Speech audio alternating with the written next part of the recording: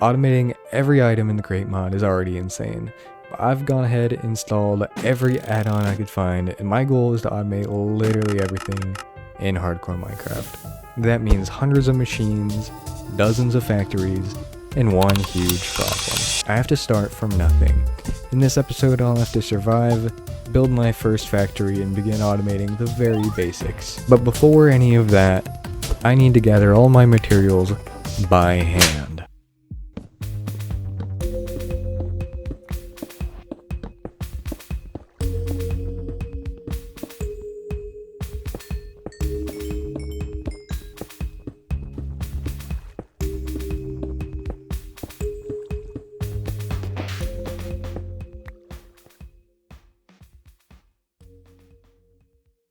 With mining finally finished, I was ready to head home. But on my way back, I came across this weird structure, and inside I found a pair of crushing wheels. These are massive for automation. They let you crush cobblestone into gravel, and that's going to be huge for our iron farm. But I'll have to get into that later, because right now, I need wood. You see, wood is one of the most important things to get early game. Everything I build needs it. From machines to items I'll automate later, it all starts with wood. So it's best to get this out of the way early on. And let's watch it give a little kiss right before I go into day 9. Kiss. And there's our beautiful, amazing items. With wood automated, I felt unstoppable. So naturally, I decided to automate iron next. But at the rate this thing was producing, it would have been faster to just go mining. If I kept using this setup, the entire challenge was doomed to fail. So I tore it down and started again. The next version was better, but still nowhere near enough to automate everything. Then it hit me. I was still using millstones, the inferior crushing wheels. But crushing wheels take a ton of power, way more than I could get with water wheels. So I went looking for something stronger. That's when I found the steam engine, roughly 100 times more powerful than the water wheel, requiring infinite water and lava. So how do I get infinite lava?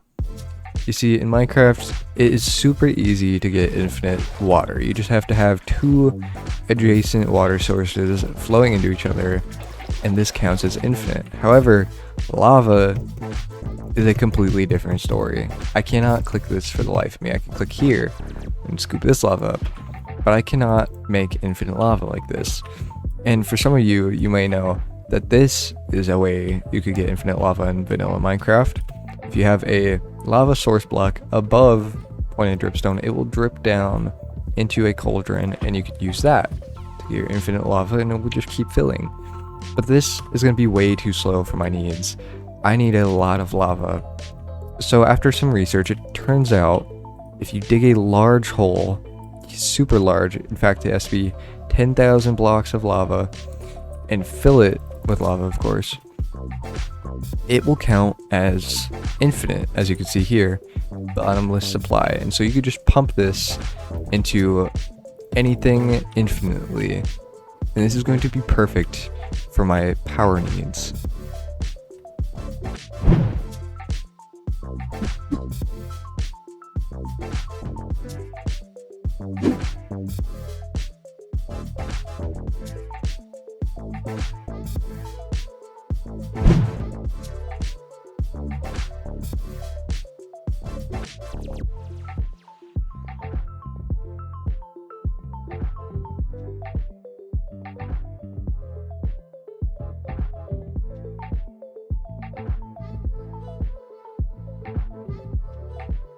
So far, I've automated iron, but nothing from the actual crate mod itself yet. And honestly, these machines, they're just not cutting it. You see, normally people test their contraptions in creative first, but I have not built a single one of them in creative. Every machine here has been pure trial and error. And if I'm going to automate every single item in create, I'm going to need to make things a lot more efficient. So I booted up a test world and began designing an efficient iron farm. All I needed to do now was gather my resources and remake it in the survival world. I'll do that again. There we go.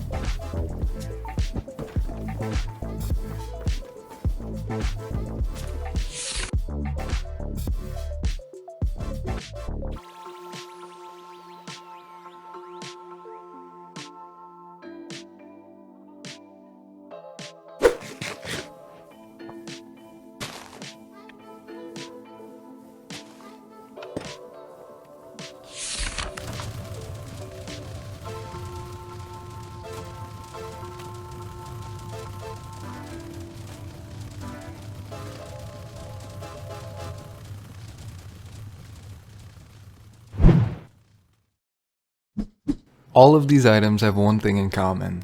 They need andesite alloy. And to make andesite alloy, you need iron nuggets and andesite.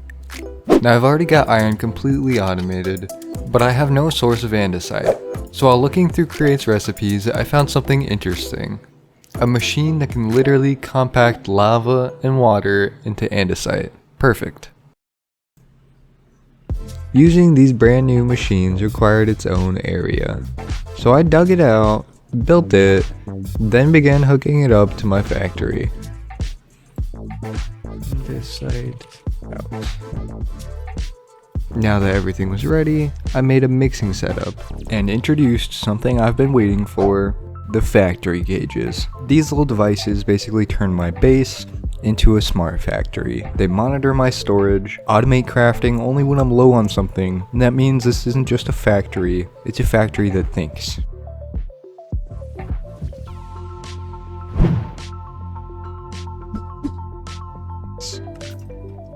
Okay, so this, went ahead and toss these in there.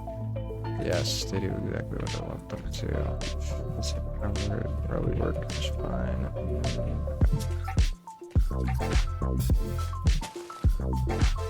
With that, andesite alloy is fully automated, and the casings even have their own dedicated machine setup. This is it, my factory is finally finished. But even though everything looks perfect, this factory is just the beginning, because what's next makes this look like nothing. Next episode, I'll be pushing Create to its limit, with more machines, more power, and a lot more headaches. All starting with the automation of brass.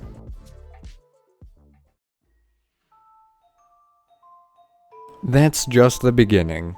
If you want to see me try to automate literally everything in Create and its add-ons, subscribe so you don't miss episode 2.